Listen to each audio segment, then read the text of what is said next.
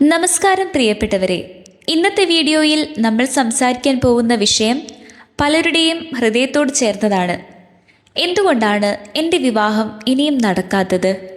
വയസ്സ് കൂടിയിട്ടും വിവാഹയോഗം കാണാത്തത് എന്തുകൊണ്ടാണ്? ആലോചനകൾ വരുന്നു, പക്ഷേ ഒടുവിൽ എല്ലാം മുടങ്ങുന്നു. എന്താണ് കാരണം? ഇവയെല്ലാം ജ്യോതിഷപരമായി വിശദമായി ഇന്ന് നമ്മൾ പരിശോധിക്കുകയാണ്. ഈ വീഡിയോ മുഴുവൻ കണ്ടാൽ വിവാഹം താമസിക്കുന്നതിൻ്റെ പ്രധാന ജ്യോതിഷ കാരണങ്ങൾ നിങ്ങൾക്ക് തിരിച്ചറിയാനാകും. ഏതൊക്കെ ഗ്രഹങ്ങളാണ് ഇതിന് കാരണമാകുന്നതെന്ന് നിങ്ങൾക്ക് അറിയാൻ സാധിക്കും. നക്ഷത്ര, ദശ, ഗോചര സ്വാധീനങ്ങളും പരിഹാര മാർഗങ്ങളും എല്ലാം നിങ്ങൾക്ക് മനസ്സിലാകും. വിവാഹം ജ്യോതിഷത്തിൽ എന്താണ് സൂചിപ്പിക്കുന്നത്? ജാതകത്തിൽ വിവാഹം സൂചിപ്പിക്കുന്ന പ്രധാന ഘടകങ്ങളാണ് ഏഴാം ഭാവം അല്ലെങ്കിൽ സപ്തമഭാവം, ഏഴാം ഭാവാധിപൻ, ശുക്രൻ, വ്യാഴം, നവാംശ ചാർട്ട് എന്നിവ. ഇവയിൽ ഏതെങ്കിലും ദോഷകരമായാൽ വിവാഹം വൈകാം, ആലോചനകൾ മുടങ്ങാം, ബന്ധങ്ങൾ സ്ഥിരതയില്ലാത്തതാകാം. ഏഴാം ഭാവത്തിലെ ദോഷങ്ങൾ. വിവാഹത്തിന് ഏറ്റവും പ്രധാനപ്പെട്ടതാണ് ഏഴാം ഭാവം. ഏഴാം ഭാവത്തിൽ ഉണ്ടാകുന്ന ചില പ്രശ്നങ്ങൾ ഇവയൊക്കെയാണ്: ശനി, രാഹു, കേതു, ചൊവ്വ എന്നിവയുടെ ദോഷദൃഷ്ടി, പാപഗ്രഹങ്ങളുടെ സംയോഗം, ഏഴാം ഭാവാധിപൻ ദുർബലമായി ഇരിക്കുന്നത്. ഇതിൻ്റെയൊക്കെ ഫലമായി വിവാഹത്തിൻ്റെ ആലോചനകൾ വൈകുന്നു, നല്ല ബന്ധങ്ങൾ കൈവിടുന്നു, മനസ്സിൽ ആശങ്കയും ഭയവും നിറയുന്നു.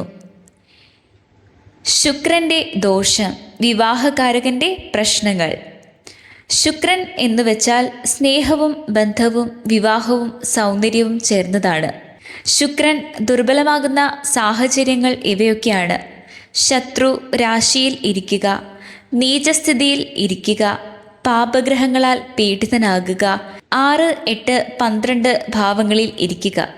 ഇതൊക്കെയുണ്ടെങ്കിൽ നിങ്ങൾക്ക് വിവാഹം വൈകും, ബന്ധങ്ങളിൽ സംതൃപ്തി കുറയും, പ്രണയബന്ധങ്ങൾ പരാജയപ്പെടും.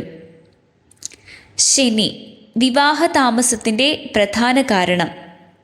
ശനി ഏഴാം ഭാവത്തിലോ ഏഴാം ഭാവാധിപനോടൊപ്പമോ അല്ലെങ്കിൽ ശനിദശയോ അന്തർദശയോ എന്നിവയുണ്ടായാൽ നിങ്ങൾക്ക് വിവാഹം വൈകും, പക്ഷേ നടക്കാനുള്ള സാധ്യതയുണ്ട്. അതായത് പ്രായം കൂടിയ ശേഷമാണ് നിങ്ങൾക്ക് വിവാഹയോഗം എത്തുക. ജീവിത പാഠങ്ങളൊക്കെ കഴിഞ്ഞ് നിങ്ങൾ ജീവിതത്തിൽ കുറേ കൂടി മെച്ചുവറായി കഴിയുമ്പോഴായിരിക്കും നിങ്ങൾക്ക് നല്ലൊരു ബന്ധം കിട്ടുക. ഓർമ്മിക്കുക, ശനി ഒരിക്കലും വിവാഹം നിഷേധിക്കില്ല, പക്ഷേ വൈകിപ്പിക്കും. മംഗളദോഷം അല്ലെങ്കിൽ ചൊവ്വാദോഷം. ചൊവ്വ 1, 4, 7, 8, 12 എന്നീ ഭാവങ്ങളിൽ ഉണ്ടെങ്കിൽ വിവാഹ ആലോചനകൾ തകരും, കുടുംബത്തിൽ എതിർപ്പുകൾ ഉണ്ടാകും, ഭയം കാരണം വിവാഹാലോചനകൾ ഉപേക്ഷിക്കേണ്ട സാഹചര്യങ്ങൾ വരും. ശരിയായ പൊരുത്തം കണ്ടാൽ, ദോഷപരിഹാരം ചെയ്താൽ ഒക്കെ വിവാഹം സാധ്യമാണ്.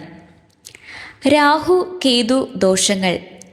രാഹുവും കേതുവും ഏഴാം ഭാവത്തിൽ അല്ലെങ്കിൽ ഏഴാം ഭാവാധിപനോടൊപ്പം അല്ലെങ്കിൽ ശുക്രനോടൊപ്പം ഉണ്ടെങ്കിൽ നിങ്ങൾക്ക് ആലോചനകൾ പെട്ടെന്ന് നിൽക്കും, രഹസ്യമായ തടസ്സങ്ങൾ ഉണ്ടാകും, മനസ്സിൽ ആശയക്കുഴപ്പം ഉണ്ടാകും. ഇതൊക്കെയാണ് ഏഴാം ഭാവത്തിൽ വന്നെത്തിച്ചേരുന്ന രാഹു കേതു ദോഷങ്ങൾ.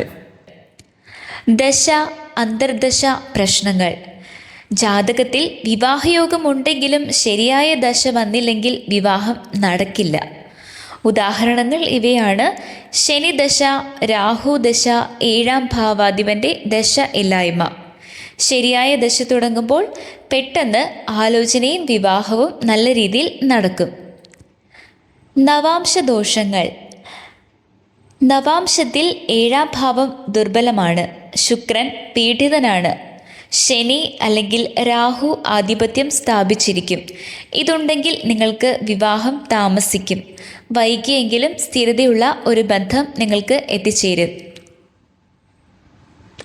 വിവാഹ താമസത്തിനുള്ള പരിഹാര മാർഗങ്ങൾ.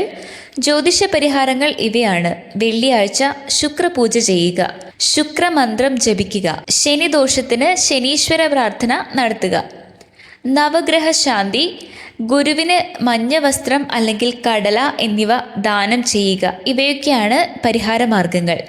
ഇനി ചില ആത്മീയ പരിഹാരങ്ങൾ നോക്കാം. വിഷ്ണു ലക്ഷ്മി പ്രാർത്ഥന, ഗുരുവായൂർ അല്ലെങ്കിൽ തിരുപ്പതി ദർശനം, വെള്ളിയാഴ്ചകളിൽ ഉപവസിക്കുക. പ്രിയപ്പെട്ടവരെ, വിവാഹം വൈകുന്നു എന്നത് ഒരു ശാപമല്ല, അത് സമയപരീക്ഷയാണ്. ശരിയായ സമയം വന്നാൽ ശരിയായ വ്യക്തി തന്നെ നിങ്ങളുടെ ജീവിതത്തിലേക്ക് വരും. നിങ്ങൾ സന്തുഷ്ടമായ ഒരു ദാമ്പത്യം തീർച്ചയായും നയിക്കും. നിങ്ങളുടെ ജാതകത്തിൽ ഒരിക്കലും വിവാഹയോഗം ഇല്ലാതാകില്ല, പക്ഷേ വൈകുമെന്ന് മാത്രം. ഈ വീഡിയോ നിങ്ങൾക്ക് ഉപകാരപ്പെട്ടെങ്കിൽ ലൈക്ക് ചെയ്യൂ, ഷെയർ ചെയ്യൂ, ചാനൽ സബ്സ്ക്രൈബ് ചെയ്യൂ. നിങ്ങളുടെ നക്ഷത്രം അല്ലെങ്കിൽ വിവാഹത്തിനോടനുബന്ധിച്ചുള്ള എന്തെങ്കിലും സംശയങ്ങളുണ്ടെങ്കിൽ കമൻറ്റിൽ എഴുതി ചേർക്കുക. അടുത്ത വീഡിയോയിൽ നമ്മൾ കൂടുതൽ ഡീറ്റെയിൽ ആയി നോക്കുന്നതായിരിക്കും. എല്ലാവർക്കും ദൈവാനുഗ്രഹം ഉണ്ടാവട്ടെ. നന്ദി.